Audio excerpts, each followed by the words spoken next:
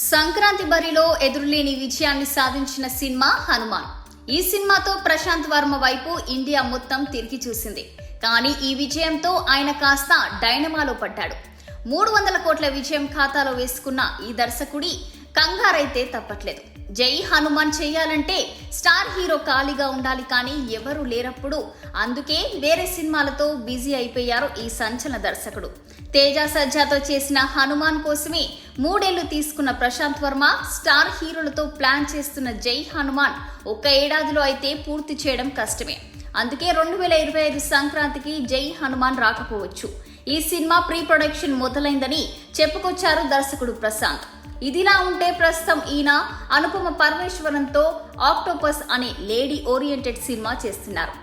జై Hanuman pre production work మొదలైనా దానికి టైం పడుతుందని యంగ్ హీరో తేజ సజ్జా కూడా చెప్పారు. అందుకే హనుమాన్ సీక్వెల్ ని హోల్డ్ లో పెట్టి ఆక్టోపస్ తో పాటు అదిరా అనే మరో సినిమా చేస్తున్నారు. ఇది కూడా సూపర్ హీరో సినిమానే.